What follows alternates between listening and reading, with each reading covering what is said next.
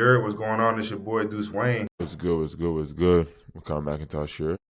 As always, Big Merv in the building. We're back for a special edition, man. SceneDMs once a week. We're gonna be doing this timeout, take a media timeout, just talk about the hot takes, the best topics, all culture relevant stuff that's happening in the movie world.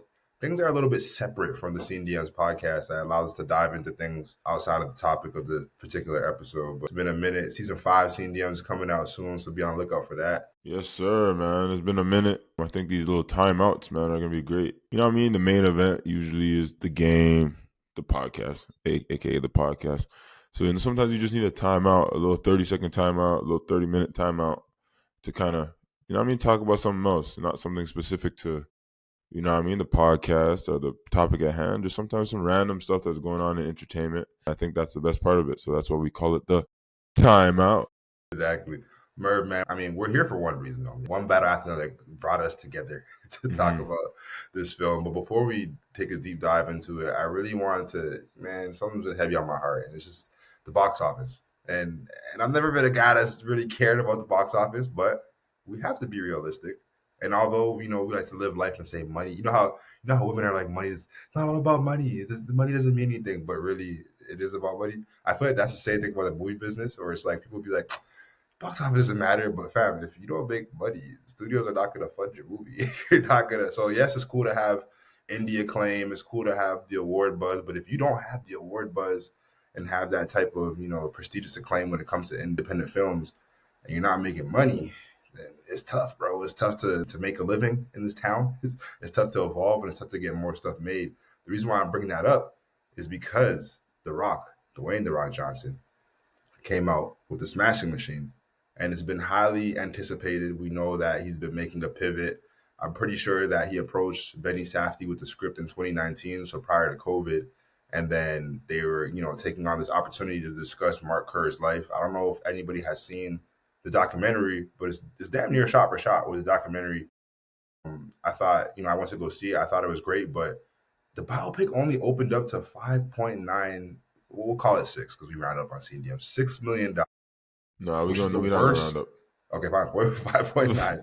$5.9 billion, which is the worst wide opening of The Rock's career, which is hard to say because he has some pretty tough movies, but the fact that even his worst movies do the most and make the most profit, this is kind of scary because this is a film where he's trying to be someone else outside of the brand of The Rock, and he's losing himself. He put on prosthetics, the makeup. You see him reaching different emotional depths that we haven't seen since maybe the show Ballers, or different characters that he's had to play where he's had to actually access that type of dramatic acting. I want to know your thoughts on that because what does that mean for the state of movies? I think we've seen the state of movies for a long time now, man. I think that we've seen that the studio heads care more about the money than they do about the quality. Sometimes, like for people like The Rock, going into things that are not your kind of niche that you kind of get away from is nice because as moviegoers, you know what I mean, we love that. We want to see you break up the mold, you know what I mean? We just don't want to see you keep doing a step back jumper, step back jumper, step back jumper, bro. Just, you know what I mean? Take it to the rack one time. You know what I mean? Do something else. Do something else. I actually really appreciate him for doing that. So sometimes, man, I think that the box office is manipulating because respectfully, a movie like Minecraft making $1 billion because it has a big cult following doesn't is not a better movie than you know what I mean, in the sense of emotion and turmoil and everything that brings into it, than a movie like One Battle After Another or a Smashing Machine, you know what I mean? But the movie's gonna make more money. But studio heads are gonna see that and be like, yo, we need to make that movie before we make one of these movies again. And that's the thing that kind of sucks about it. We're in an age where everything is money. We have to capitalize on money, money, money, money. And I feel like we're taking away the quality of the art of acting. You know what I mean? So for him to put his all into this and kind of promote it as, yo, like this is something else I'm gonna do, I think a lot of people were like, yeah, bro, I'm not seeing that. So it's not something that we want to see from you. It's not something that we kind of care to see. As some people, you know what I mean? Like moviegoers that kind of seen his entire career, just like, no, no, no, we actually enjoy this. We want to see you do something else. Like we talked about Kevin Hart when he did The True Story. You know what I mean? We want to see you do something else, more dramatic, not always comedy or action and stuff like that, where you're just this big buff guy on screen. That's the tough part about it, is that if you're more of a movie goers and movie kind of critics and movie lovers like we are, we're like, okay, we enjoy seeing you try to do something else. But if you're like somebody that's just like, you know what I mean, like a fly by the night fan that doesn't really care, they just want action and whatever, then yeah, it just sucks. It just sucks because you're not gonna get appreciated. You're gonna get appreciated maybe at the Oscars and things like that, of course, but you're not gonna get appreciated in the box office. And this, unfortunately, the studio heads look at the box office more than they kind of look at the accolades, which is kind of insane to me because you know what I mean. Like it's like, do you care about how much money you make? Well, I mean, I guess they do. Do the owners care about how much money they make in a season in the NBA, or do they care about, fam, like we just won a championship? Which one do you care more about? So I think that is kind of skewed. It's kind of skewed about like what's winning and what's not. Like, oh yeah, we made mad money. Example: Dallas Cowboys, the wealthiest sports franchise in the world, if I'm not mistaken. At the same time, they suck. Like Mm. respectfully, you know what I mean? They haven't won a championship in a very long time. So it's like, I'm in it. are you happy? Are you happy with the money that you're making, or do you want to win? Like which one is it? Like which one do you kind of care about? And I feel like a lot of studio heads right now are leaning more to the Dallas Cowboys way, where it's like, what, we're bringing in $10 billion. I mean, who cares about accolades if we're bringing in this much money and we're getting a big chunk of that? That's my little take on it. My little segment on that. It kind of hurts the fans. You know what I mean? When you put out something that's not of great quality just so you can make a quick buck. And in a perfect world, you'd want both of those things to match up, right? One of our Hmm. favorite movies that came out this past year is Sinners. Yeah. Ryan Coogler's Sinners came out in 2025, and I think it's one of those rare occasions where the movie does a little bit of both, where it's going to have award acclaim and steam going into award season in terms of whatever production, performances, story, etc., the score, something, I don't know, wardrobe, something better win, I'll tell you that, as opposed to also the box office backing it up. And we talked Yeah. about the market of, when the black people show up, they show up, fam, and they go to the theaters and they come and thrives. And you made a great point about just being someone who appreciates the pivot from The Rock.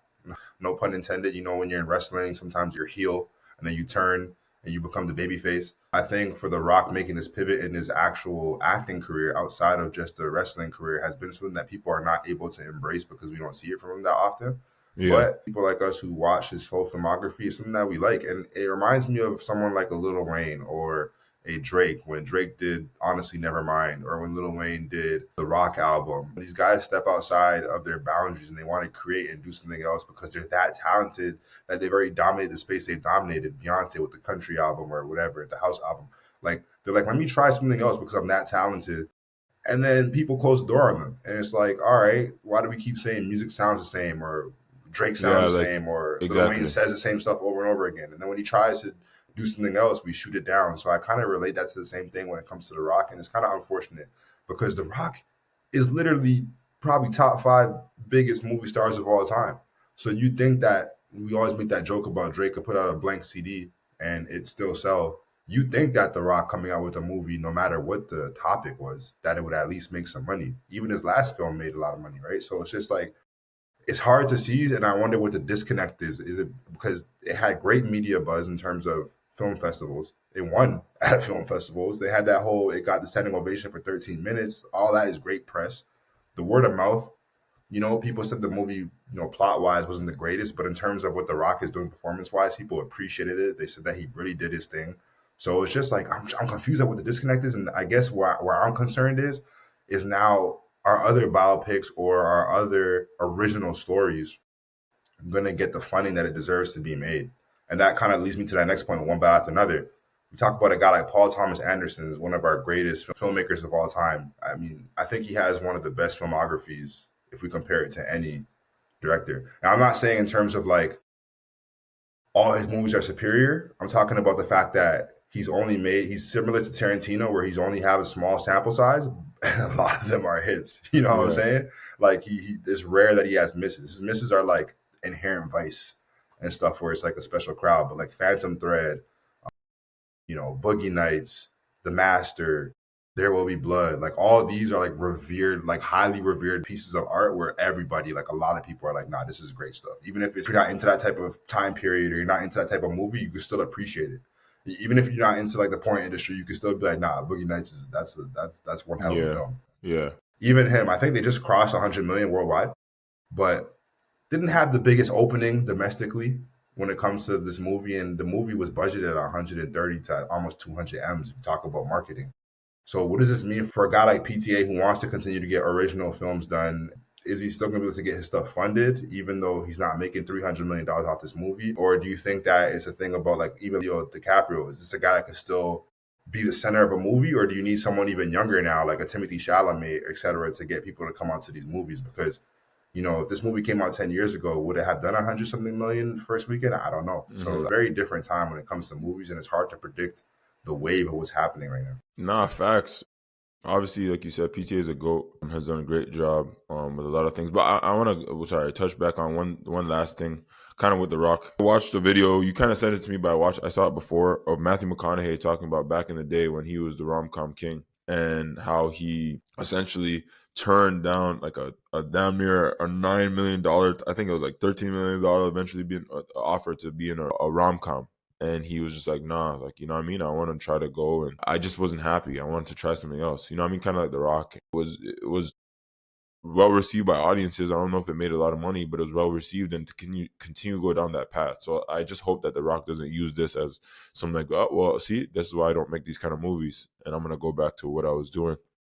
But kind of like try it out. You know what I mean? A couple more movies, bro. You have all the money in the world, dog. You don't need to make more money like that unless your living habits are terrible. I mean, you have access to people where you can make 5 more films of something of heart, you know what I mean? And range. If you do like 5 more films like this, or like maybe like 3 more films like this, and they don't work out, then yeah, for sure, go back to what you do.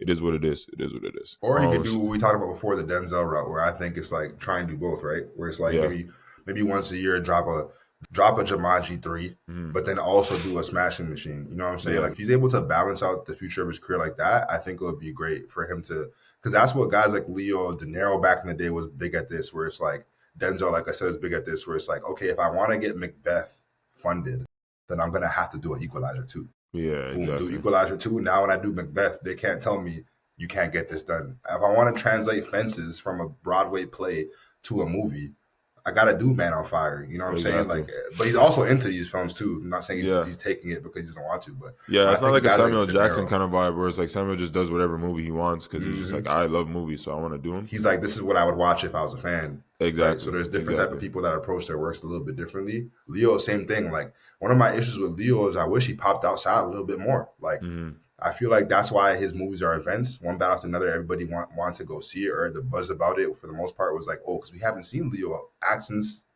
Killers of a Flower Moon.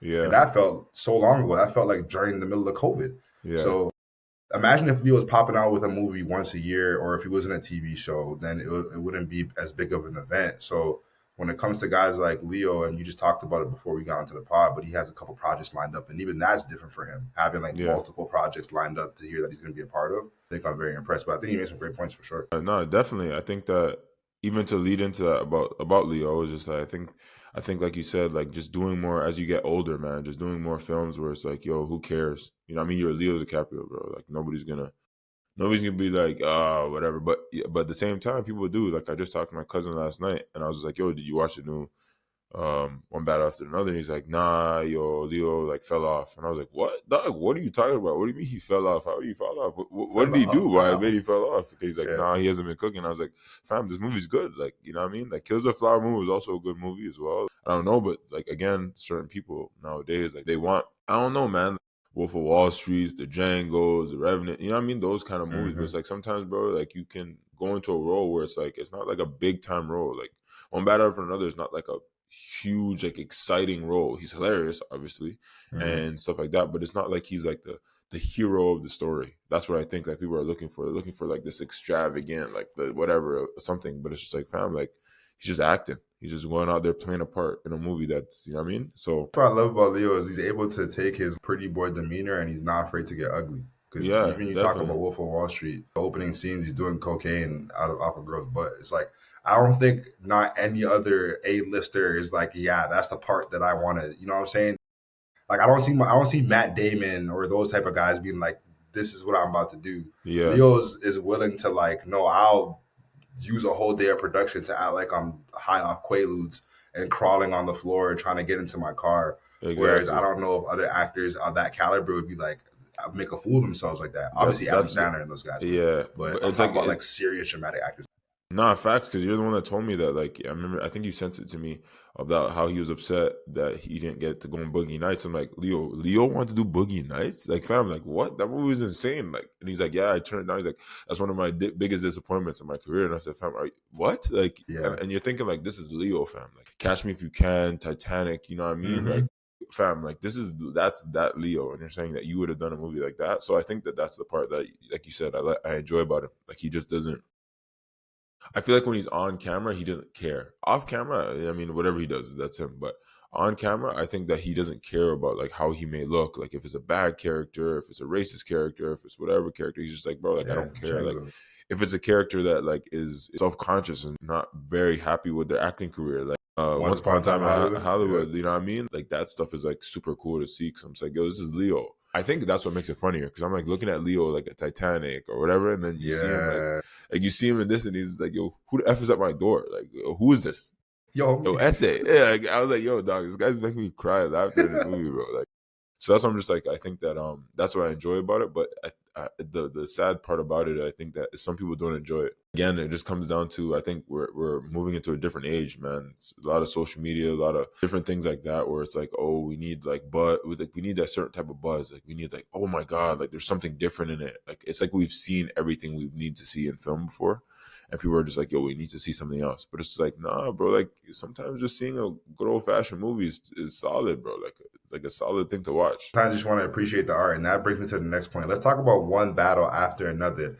I wanted to know your reactions very quickly. I'll talk about mine after yours because I Mhm. think I kind of ruined a little bit. I did bring up the hype meter. I did gas it a little bit, Gassed it but still. I was super excited about the film. What was your thoughts going into the film? Did you let the outside noise dictate how you'd feel about it, or did you still go in there not knowing what was going to happen with the film, with the movie and the experience?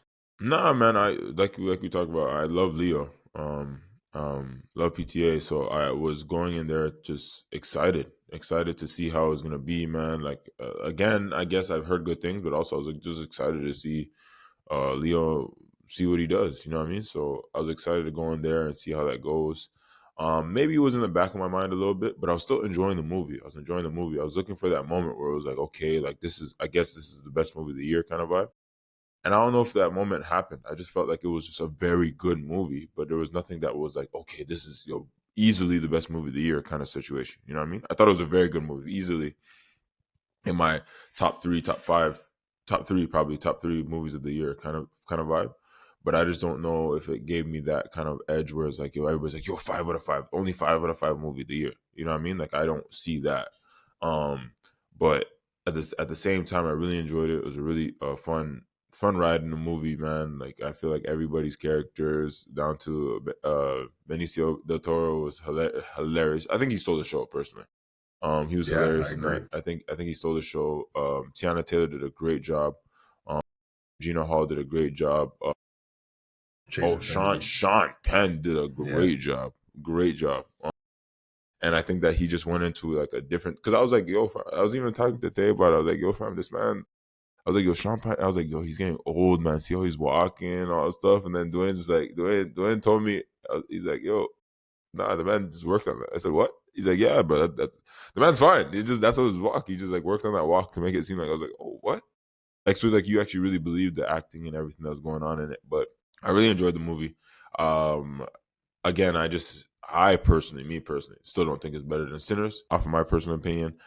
But I do think it's like 1A, 1, 2, like one, you know what I mean, 1A, 1B kind of situation where it's like, yo, it was a really, really good movie. I think I think if I didn't go in there with the knowledge that everybody was talking crazy about how like it was the best movie, it's gonna sweep the Oscars and all that stuff, Yeah. then I would have been like, okay, maybe I wouldn't have taken that part in to be like, oh, okay, it's not that great of a movie. But at the same time, I really enjoyed it. Like after I sat back and thought about it and seeing how the climate of the world and especially the U.S. right now and how some of that stuff is actually going on. So that's what my opinion was about the movie. What was yours though? Because I know you gassed it up to me, so everybody needs to know what his opinion on the movie is. Well, first of all, obviously we know we run the SceneDMs movie page, so I think this is like one of the first movies for me where I felt super connected to it in the sense where we knew it was coming. We ourselves posted something where Tiana Taylor was acting outside, on the street, and they had like the coverage of Leo by the payphone. That was like a year ago. So the fact that it was like such quick turnaround into the movie actually coming out, I thought that was kind of cool because it felt like we were a part of it.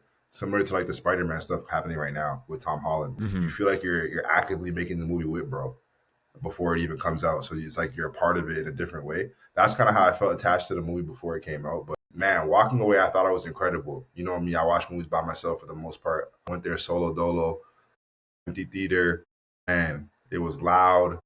It was visceral in terms of the visuals just being so huge on my screen, all the close-ups, the fact that the camera's always in movement. The piano, like I can't get the piano score out of my head.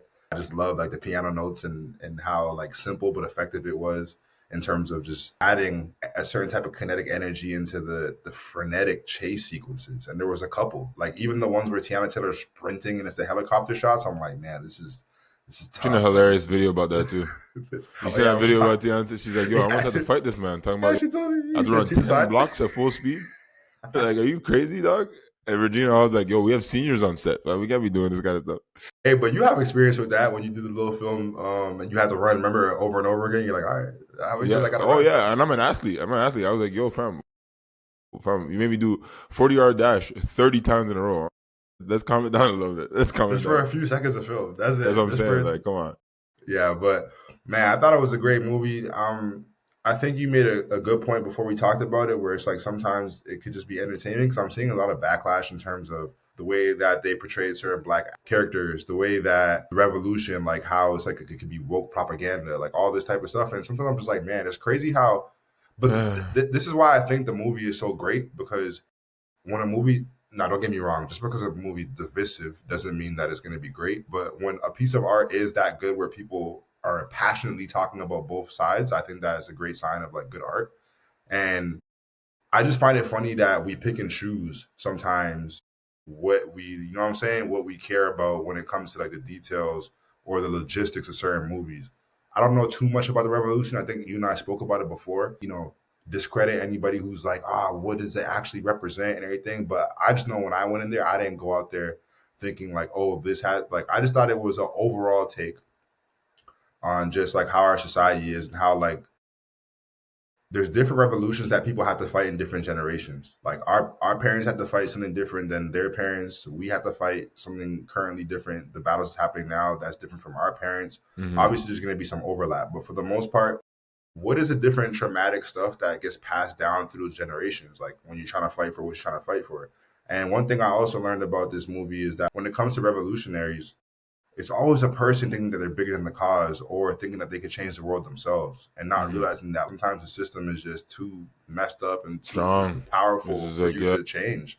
You could try to make steps forward and draw light and try and expose it, but one person alone is not going to be able to cure the disease of whatever is happening on in the country in terms of the economy, the race, like all the things that are polluting the country. So what a person is willing to sacrifice, like damn near their own family, to the point where I am so tunnel vision in on this cause that, and then it's like, what is the cause though?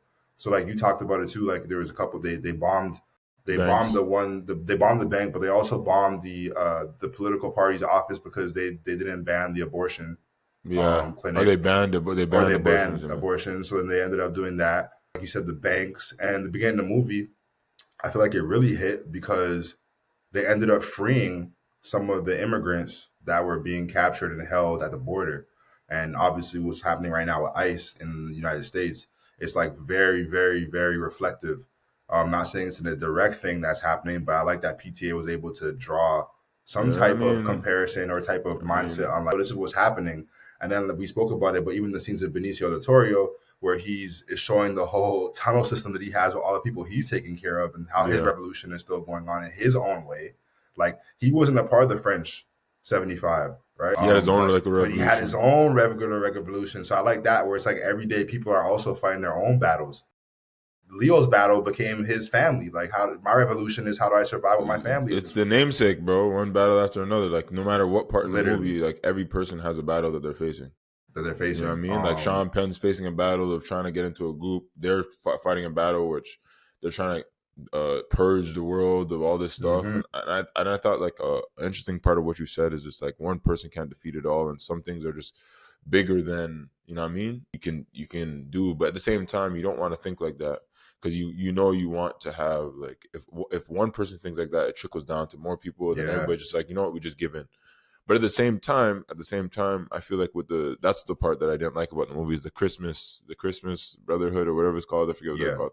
How like there was no resolve for that, but then you were like, bro, that's like realistic. You know what I mean? Like there's so many different groups, radical groups out there right now that are just like never going to be disbanded because there's always going to be what is it like Hydra and MCU. They're just like Nah, facts. you know they You cut said off one head of the snake. Yep. you cut off one head of the snake and two more grow right there. You know what I mean? So no matter what you do, I feel like sometimes there's always going to be some type of radical group that like will just stick around for forever, man. Like you would think that some of these groups would have been gone, like you know what I mean? Like, but it's crazy that some of these groups are still around. So I think that's the good part about it. Like you said, it makes it more real. Like it's like okay, like not everything is always resolved in real life. Like sometimes like things are just like it is what it is. Like that's just the situation. People keep being in power, people keep doing what they're doing, and that's it.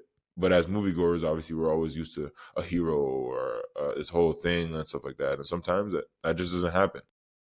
You know, I find it interesting that I think that majority of the movies that I love and that I hold dear to my heart are the movies where the heroes aren't typical heroes. Even Mhm. when I think about like the Goodfellas or like the Godfathers, like these aren't heroes. These are anti-heroes. They're people that are forced to be in situations where it's like I have to do what's best for me and my family to survive, and that may have me look like a monster sometimes. But at the end of the day, I'm still trying to have this good fight for like my core values of my neighborhood, my people, my Yeah, culture. But again, these are not like flat out like Superman, just great people from start to finish. Like these are all people that go through tumultuous scenarios that like affect their psyche, man, yeah, and pushes them into the people they have to be sometimes. And only they're the type of characters that are able to embrace that label or responsibility that other people can't do, and they fumble under that pressure. yeah. Before we talk about some of the backlash, and then we talk about, and then we'll get into other stuff. What were like the highlights of the film? Because you said it was a good or great film. What does good or great mean? Like, how does it separate? What parts of this film were like your favorite or highlights for you, or help separate it from like another film that was good that came out this year? Like F1, we thought was really good, but obviously there's probably a difference between this and F1. You know what I'm saying? Like together we thought was really good, but there might be a difference. I'm not going to compare this to Sinners or Weapons, 'cause I think that Sinners and Weapons was like among the best movies that came out this year. So like, what were some of the stuff that you thought like when you left there, like, man, that's real cinema? The cinematography was amazing. The color grading I thought was elite. Like you said, I think the music was great as well. The acting was OD. I think that was one of the things that set it apart. Like the acting was crazy. From a plot standpoint, it was actually really, really good. Made sense for the most part. Like if that's why I'd put it above Weapons because Weapons' story was just very at the end kind of thing. With this, I feel like the story was pretty good. I think some of the things that stand out are the simple fact of like Leo's character. You know what I mean? I think Leo's character was so dope because the nigga didn't do nothing. You know what I mean? I thought he was gonna be like a shoot, like you know what I mean? Like, but he really didn't like do anything.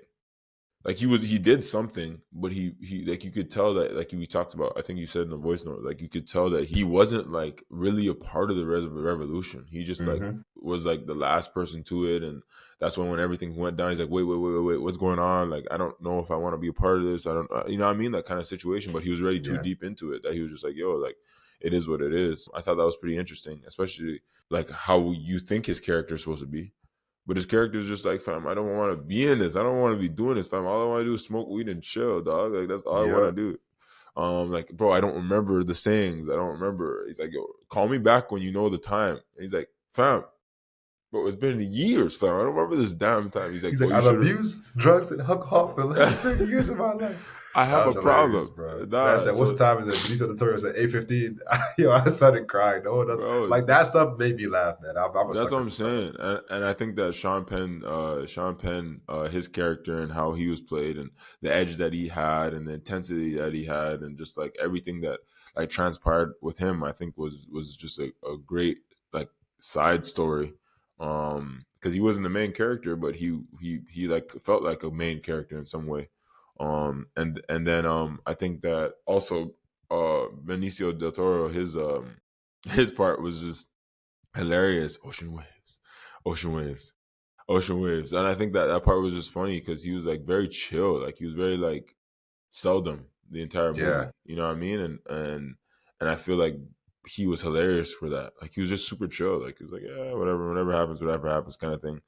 Tiana Taylor's at the beginning, she was a little aggressive, but I did like the way she played it. I think that's what they were going for with it. Chase Infinity, Her first role, man. her first feature film.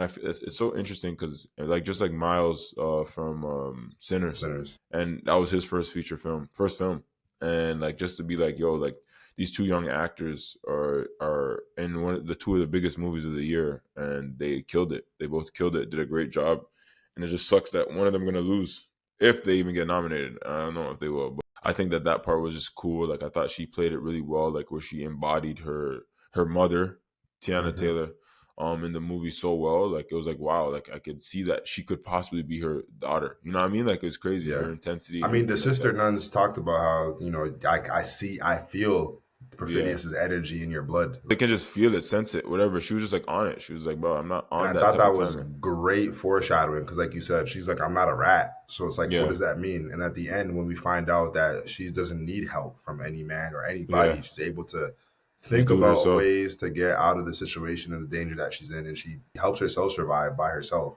It's really Exactly. thrilling, man. It kind of subverts the tropes. We're so used to, like you said, maybe Leo's character coming in out of nowhere last second, being the dad, the hero, or whoever else coming at the Yeah. last second, or her winning because of a mistake that Sean Penn made or something. No, no, no, no. Hmm. She was the one that dictated her own fate. And I like that, man. It really, to me, it was a change that was needed in movies when it comes to the narrative of how women are portrayed with their characters, but also just how like victims are. Like she very quickly went from a victim to being a survivor really quickly. Very quickly. Very quickly. All right, and lastly, I wanted to ask you. So there's a lot of backlash. You spoke about Perfidious and Beverly Hills, his character. Man, I think I'm on both sides of the pendulum when it comes to this topic right here because a lot of people are like, man, we have to be very careful with the way we depict and talk about black characters. For me, I'm like, yes, I agree. You know what I'm saying? When you see a black character on screen, like we have to take care in how we, especially when you know that it's a white writer speaking about the A stories black for them, experience. the black Yeah. experience. And again, PTA, married or in a relationship with Maya Rudolph for the past how many years? They have a son or a kid together. So I know that he has experience with the whole interracial, the biracial, raising a kid and how tough that could be. So that's a big factor and theme in this movie. Just fitting in, just getting along and all that stuff. And we had that funny scene we spoke about with Leo answering the door with the friends and everything, trying to adjust to the modern days and the pronouns and etc. Yeah. But my whole thought process on that is, man, like I don't think Tiana Taylor's character was a victim, man. I think she was angry. Yes, she was sexual and she was very unapologetically human. But I think that's an example of her agency and not an exploitation. I think sometimes people just feel uneasy about her choices, but that's really by design. Like I think that real revolutions are ugly, they're emotional, and they're morally gray. Some people, you ask them what they're fighting for back in the day, and it's like you said, like Leo, people don't even know what they're fighting for. Sometimes they just know they're Hmm. fighting. All they know to do is to fight. So I kind of like that her character was complex in that standpoint, and then Yeah. I like that the sexuality part of it was about ownership for her. A Her weapon. sexuality was a weapon, yes, weaponized because that's how she feels like she's being seen, and that's how she feels she control how she's being seen. Not saying that's right, but I like that PTA was able to write a character like that so that we could see that's what happens sometimes, bro. It's chaotic, but it's also beautiful. And I think that, again, revolutions are contradictions, and Perfidious was a big contradiction. Yeah. Again, it was ugly in certain aspects, like when she was pregnant, she's drinking, she's talking about her private parts and how it don't pop for nobody, and how Well, that's what she even said after to. she That's what she said to what's his name. Sean Penn. After she has her kid, she's like, if anybody tries to stop me from da da da, like I'm a kid, like you know what I'm saying. So yes, it wasn't cool to see her in that light, or did I feel uncomfortable the way that like Sean Penn and her were going on, and how like we know older white men sometimes fetish over black women. Like yeah, like but that happens. Like it's like you know what I'm saying. I could acknowledge that it made me feel uncomfortable. At the same time, I can also say I could see why it was a great plot point or device in the movie. So I'm not going to take that away and attack PTA or challenge the way he was able to, create certain characters like that. But I can respect and see where those sides. Yeah, I can kind of see that as well. Being in an interracial relationship and having a black child does not necessarily make you the catalyst for to know the experience as much. You know what I mean? Like this is your first experience with it, especially from a black woman's perspective. I think that maybe he did have some writers that were black women that were able to help a little bit. Maybe Tiana Taylor was able to give her 2 cents as well and say like, oh, this may not work, this may work, whatever, whatever. Don't really know. But I definitely, like you said, see both sides of it. And sometimes the story is being told, it's like a black person talking about the KKK. You know what I mean? It's like, like you don't really know, or you don't really know how it was for white people to grow up in a very racist neighborhood, in the sense of like where people just said whatever they wanted to each other because they're just white. Yeah. You know what I mean? Like we can't really speak on that. We can just assume, of course, but we don't really know it. So you can't really just assume that you know the experiences of a black person just be simply because of you're in a relationship with a black woman or a black man. So I definitely get that for sure. And I think that in the future, it would be good if any white writers, white directors would definitely reach out to people from the black community, whether it's an activist or actress or actor or anybody like that. I think it would be very good. So we can kind of keep those on the hush, like be like, yo, I actually consulted with somebody. Just like To get the on real authentic experience. just like Killers of the Flower Moon, like, you know what I mean? They said that they consulted with the Native Americans to come to like an actual understanding of what was really going on. So that was simply it. I definitely understand both sides, like you said, but just to keep that from happening, I would recommend that you just do do a little bit more work in that sense of just like having somebody, so that people would just shut up about it if they have any problems with it. That's a fact. All right, let's just wrap that up when it comes to one battle to another. I think the camera work was immaculate. At the end, one of the greatest chase scenes I've ever seen in my life, using one single roll, but still keeping me invested. The edge of my seat felt like a roller coaster, not only physically, but emotionally. Like, okay, she got away. They're not in the rear view no more. Then the piano picks back up and you see the hitman reappear. I just think that is very Alfred Hitchcock vibes when it comes to how he staged that type of sequence. Just three cars in one road, and it was very, very intriguing. I think it was one of the highlights of the movie. Chase Infinity doing a great job. Tiana Taylor being a part of the prologue, so she wasn't there for the duration of the movie, but her presence was felt.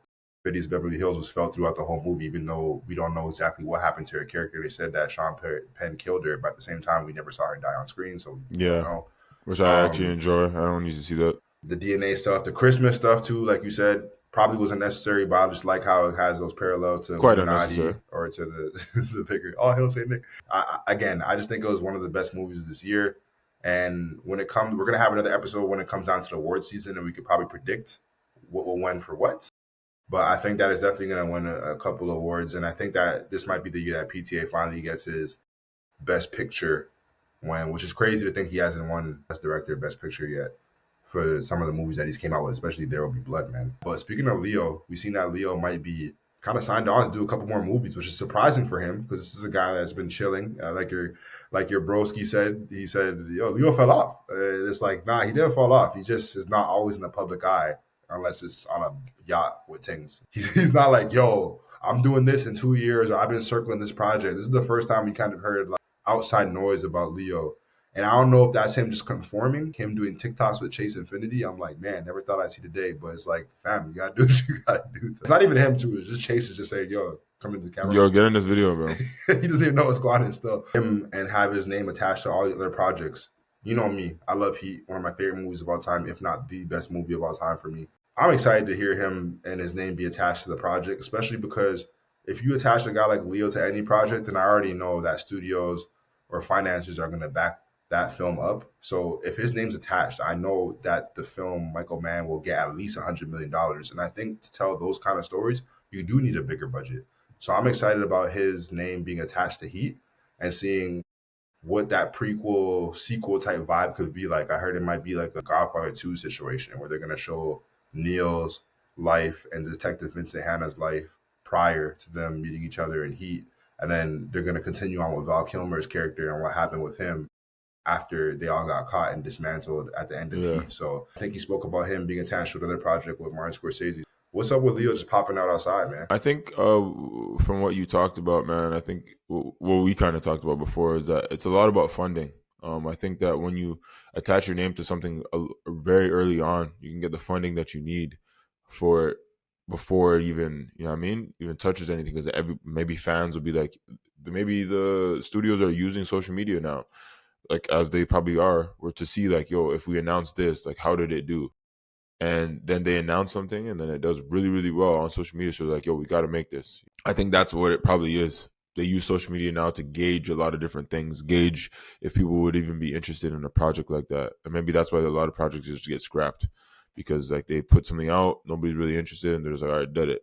And they just act like they never posted it and delete all remnants of it. So, but I think that the putting Leo's name on projects, and like you asked before, is he still able to be the head of a movie? I do. I personally think he's still able to be head of the movie, and that's why his movies can still get funded and still get the money that they need and the audience that they need, because it's Leo, fam. Respectfully, it's not like somebody A-lister that's like hasn't been an A-lister in a minute. Like, nah, this is like an A-lister that's been an A-lister for the last 25 years. So it'll be hard for you to say like, oh, like we can't go to Leo's movies or he's washed. Even though I was surprised. My cousin said that yesterday. I was like, washed his clothes? Like, I don't understand. I don't get it, because I don't not Leo DiCaprio. I think that I think it's more so for the funding. Personally, I think that's where they kind of do it. Heat too. I am a little concerned when you touch movies that are such iconic and loved movies. Like when you touch those kind of movies, bro, you gotta Top Gun Maverick them.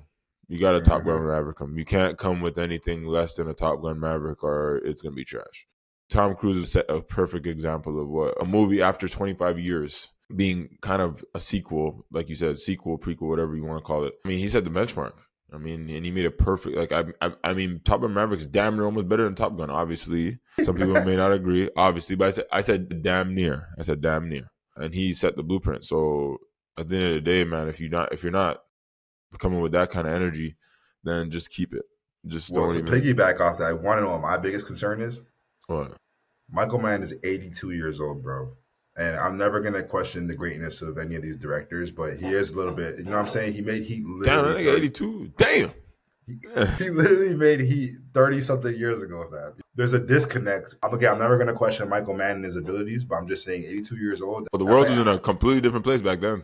Exactly. You know what I'm saying? That's like asking Braun at like 55 to like, come on, bro. Like, we still need you to give us like 20 at least. Yeah, when they're shooting 4-pointers and 5-pointers all of a sudden and dunk from a free throw line easy.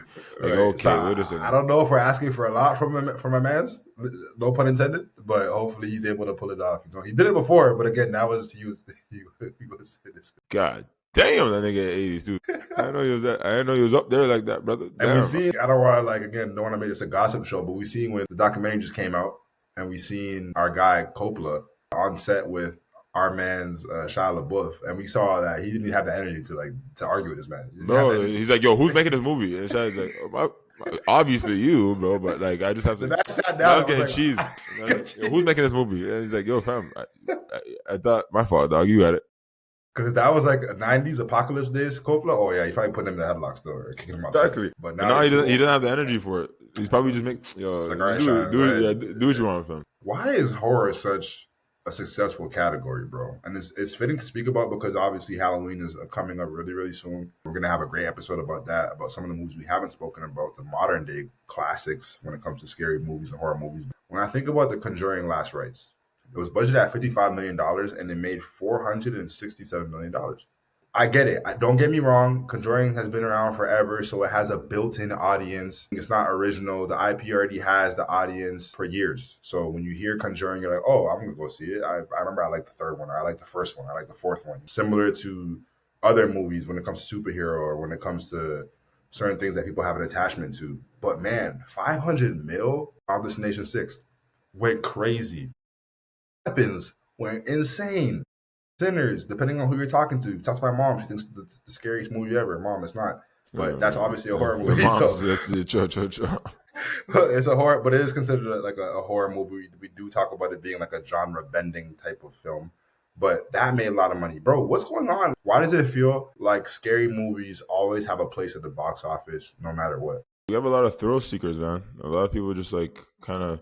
They have a lot of things in life that are scary. And it's like, yo, maybe something else can come scare the hell out of me too. A lot of people don't, I don't know. I think a lot of people just like want to feel something. And a lot of different movies, action movies are all the same to them and stuff like that. So they just want to be scared in different ways.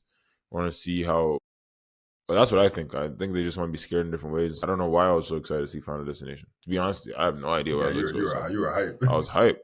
I came out. But you were a fan of the franchise though. I am a fan of the franchise, but at the same time, it's just people dying.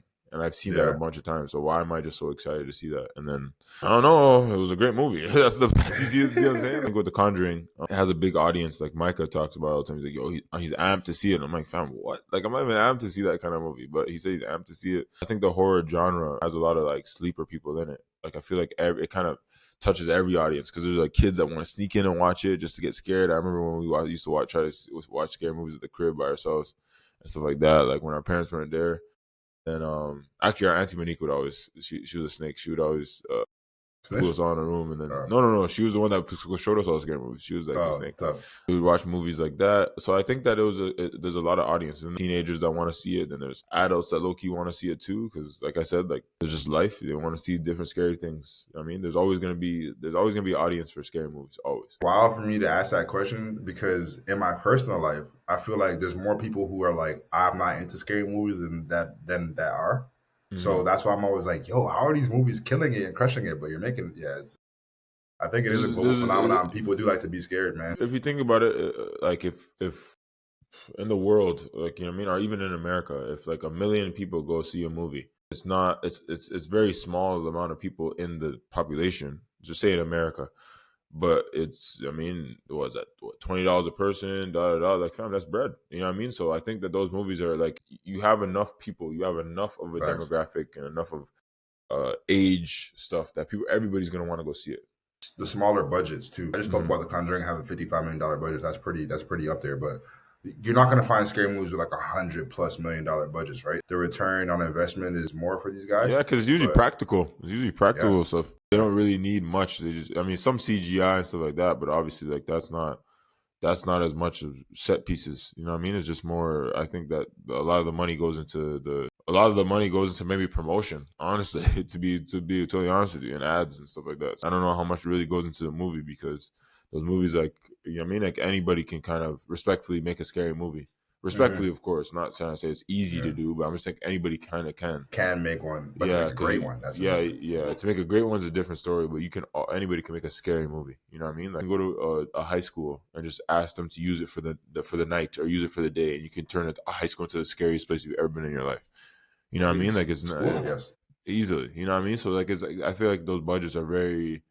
They don't need to shut down anything or shut down anywhere. They just need a couple of set pieces and call it a day. So, again, for just to make one. I'm not saying it's good or bad or whatever, but just to make one. Man, gotta give our condolences. R.I.P. to Diane Keaton. Obviously, one of the best actors in our filmography, our time of Hollywood. When it comes to a leading woman, what it takes to be a wife that can also have great drama, but also comedic presence.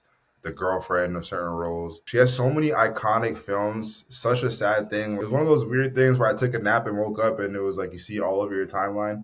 I did not expect that to happen. I had to go check her age. Like what? Like I swear I just saw her in the movie the other day. So a testament to how short life is and unpredictable it is. So I always cherish every moment, every day. When it comes to Diane Keaton, she had some beloved roles. Obviously Annie Hall, The Godfather, Something's Got to Give, etc. Marvin's Room. One of the films that I really enjoyed her in was The Godfather, just playing Kate. I think because she served as the audience's kind of perspective of, all right, I'm watching Al Pacino's character. We're dating him. He's telling me that he's not his family. He's different. He went to school. He went to the military. He's not like a part of the gangster lifestyle. And then to see her kind of serve as that ultimatum where it's like when she sees that, okay, damn, he has to be this role of the Don Corleone. And then how that functions. And I mean, I felt like she really handled that role really well. And she was more than just a complaining, nagging wife. I feel like she actually brought a lot of substance to that character. And I loved her in Father and the Bride too. I think her kind of chemistry and also comedic presence with Steve Martin was something I'll never forget. One of my, cheekish, fun little rom-com type movies from back in the day. How many like Diane Keaton stories or roles that you're familiar with that you just want to talk about? R.I.P. man. R.I.P. As we kind of get older, as time goes by, man, you see a lot of our elder statesmen kind of just passing away, just simply because it's been a long time, man. We grew up with a lot of them, like even just like people from like the early 2000s. You remember like them being like old in the early 2000s, and now it's like, fam, we're in 2025. Like that was 25 years ago. Like obviously, like Something's Got to Give, or her and Jack Nicholson, of course. And then obviously, like you said, in The Godfather, there's a lot of the ones, and Father of the Bride, a lot of them I haven't seen. So I had to add them to my list just simply because of her passing. Just to show my respects, of course, to her acting career. But man, like just losing another icon in the film industry and just entertainment in general is sad to see. One shout out actually to Jane Goodall, who actually also passed away at Yes, yes. 90 something, who was obviously did a lot of great job, a lot of great stuff for the chimpanzees around the world and Facts. spreading awareness and everything. But also, even if you want to bring it into a film standpoint, she actually was one of the reasons that they named Tarzan Jane, because Hmm. Jane was she actually came into Disney one day and they she like got down on all fours and like just started like acting like a chimpanzee, and they Yeah, actually put that in the movie of when Jane was trying to show her dad like how like the chimpanzees are moving and stuff like that, because they said they had to write it into the movie because yeah. she was just there and she just like did that, and she was obviously very renowned in knowing all that stuff. So for them to even use her as a research and to put that in the movie shows like obviously back in the day Disney was like super serious about what their accuracy and everything they did. Also, shout out to her. Obviously, wasn't as much in the film industry, but she did a lot of great for the world. So I just had to give her a shout out real quick. That's a big shout out. She definitely deserves her flowers. So rest in peace to both those queens that passed away over the past 2 weeks recently. Sad times, but we understand that's how the world works. Before we get into Time. some other stuff, bro, Taylor Swift had the official release of Showgirl that came out to theaters. So it's like a new project that ties in her 12th album with, visuals and skits and all that kind of stuff. And it opened with $33 million in a limited run at AMC, despite minimal promo. And it mixes behind the scenes music video elements, visual storytelling, and it blurs the lines between a concert film and an art film and like a promotional vehicle. I don't want to speak for you, but I'm not a fan. I don't know Taylor Swift's music like that. But I know that Beyonce has done some of that in the past with Homecoming, with her concert and then putting it in theaters.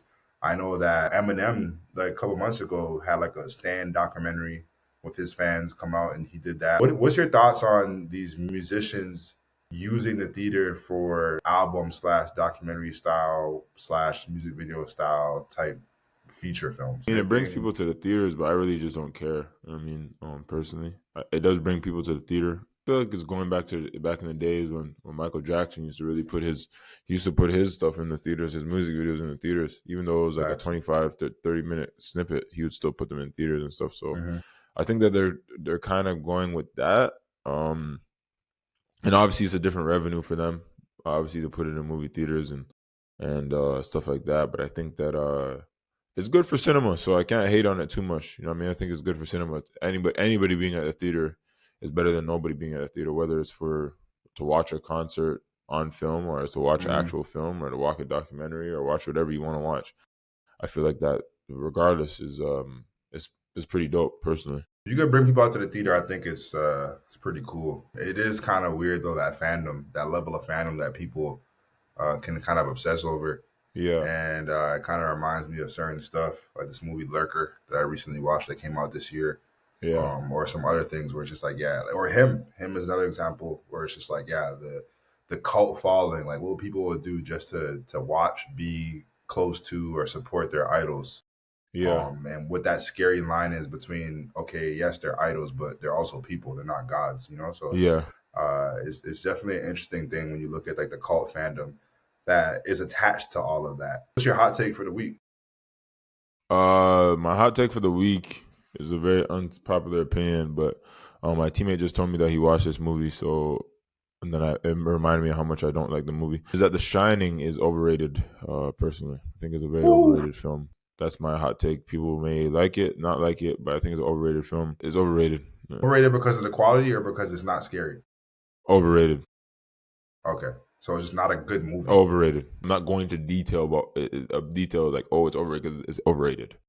I think it's All right. overrated because people make it. It's like a critically acclaimed film. Like it's really, really good. Like I just don't think it's that good. I think that over the years, a lot of people have copied and all For that sure. stuff with the film and stuff like that. And it's so that culturally, like when it comes It's to a iconic blueprint. films, it has to be up there simply because that's just what it is, of course. But at the same time, I just don't find it to be a really good film. Like I don't think it's a really. I think it's a solid film. I don't think it's a really good film. I think so. Overrated doesn't necessarily mean like, oh, it's dog shit. But I think that it's I just think that it's not. It shouldn't be in a top 50 movie of all time or something like that, which I think that it is. Do you think because the times that we watched them have changed, that's why it's contribute to that? Because I know what you're saying. I definitely could. I don't know if I agree with that statement, but you know that iconic scene of where's Johnny or not even that one, but the one where she's hitting the axe on the door. Yeah.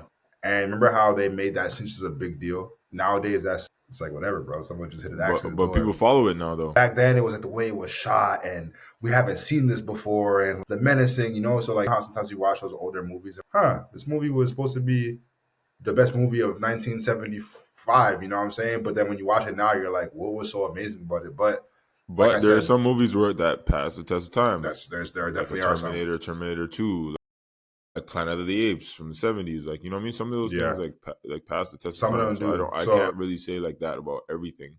No, that's what I'm saying. So do you think it's one of those? You think it's one of those, or you think it doesn't matter if you watched it back then when it came out, you still have the same? I think that even if I watched it back then, obviously you can't say that because of what the movies were back then. But I just don't think it was like that special of a film, personally. The Exorcist came out before that, and that was a scarier film. Like I would think, because it came out in the 70s, because we did a whole 70s thing about it, and The Shining came out in 1980. So I don't know how accurate, again, my opinion on that is, but it also is my opinion. I just think like when I watched it, I didn't see the hype about it personally. I thought it was like, again, a solid film. And the only reason I'll give it solid is because it's cultural impact. But like other than that, I just didn't think it was like that special of a film. But as we close, man, we're gonna go into the ATO segment of the show. And if you're not a basketball player, you don't know what an ATO is. ATO is the after timeout play. As we go onto the court, usually we need an ATO because we need to run a play that we just had after timeout. So this is the after timeout play. And today's play is Dwayne's going to have to try to figure out a movie. And I got to name actors or actresses. And then he has to figure out what movie it is based on the names I use. This one's gonna be hilarious. Hugh Jackman. The Greatest Showman. Jeremy Allen White. Oh, what? Jeremy Allen White and Hugh Jackman. What movie are they both in? What? That's crazy. It's not the movie that you love with the fighting. What's it called? Real Steel or whatever? Yeah, Real Steel. It's not that one. Incorrect. Nah. This was hilarious. JB Smoove and Jeremy Allen White. Jeremy Allen White. Nah, but the JB Smoove just like, that's like a whole, like that takes it. Now my mind's messed up. It's not Prisoners. No, incorrect. Next. Chris Pratt. Don't know what it's called, but I think okay, who's next? Something I'm starting to think about. Emma Stone. This is new? New how? Like what? Like recent? Nah. Because if I say the next name, you're going to be like, oh, it's definitely not recent. Okay, what's the next name? Richard Gere. Jeez, bro. Nah, I don't know what this one is. What is it? Oh, wait. Wait, Richard. It's not Swordfish, is it? Incorrect. You want another name? Yeah, one more name. Uma Thurman. Gang, what? Nah, what's the movie, bro? What's the movie? Nah, this guy's capping, bro. What's the movie, bro? Dennis Quaid. You're done guessing? Movie 43. Oh, no wonder. Of course. I hated that movie. It was trash. Dude, I should have known one of those parody movies because the names you're throwing in and mixing together like jumbo didn't make sense, bro. Oh, my chest. That was a fire one. Bro, I can't believe you did that, bro. That's crazy. Mine is nowhere near on that level. Oh, I should have known. All right, ready? Yeah. Chris Pratt. Guardians of the Galaxy. Rooney Mara. I don't know who that is. That's a shorty. She's in The Girl with the Dragon Tattoo. Okay. Social Network. All right. Amy Adams. Not in that movie. Arrival? Yeah, next. Joaquin Phoenix. Oh, is Joaquin Phoenix the main character? So he's the main character? No, I don't know. I'll tell you. I think I know what movie it is. I think you know too. If I say the next name, you're gonna get it for sure. I think it's the movie where it's like the underground, the underground shit. You know the one I'm talking about? Nah. Oh damn. Oh, bet. All right, next name you might get it if I say it. Scarlett Johansson, but just her voice. Was it her? Oh, okay. The voice part was obviously. I know. I should have. So you should have said Scarlett Johansson still. All right. Bill Murray. Groundhog Day. No. Edward Norton. No. William Dafoe. Oh, you mother. Oh, you tried. Uh, it's a Wes Anderson film. Has to be. Why do you assume that? Edward Norton and Bill Murray. And I said William Dafoe, but I guess you forgot about that Yes, part. them three are in a movie together. Grand Budapest Jeff Hotel. Jeff Goldblum. Yeah, you said it. You got it. Oh yeah, I was saying yeah, they're all in the movie together for sure. Yes, my dog Wes always has Bill Murray, and then Ed said, "I don't care about the money as long as I can act for Wes Anderson." I remember him saying that. All right. Unfortunately, we had some technical difficulties. Dwayne lost some Wi-Fi. But yeah, thank you for tuning in to SceneDM's Timeout. That was the ATO. Hopefully next time we can play more of that game. But thank you for tuning in. See you guys next week. As always, see ya.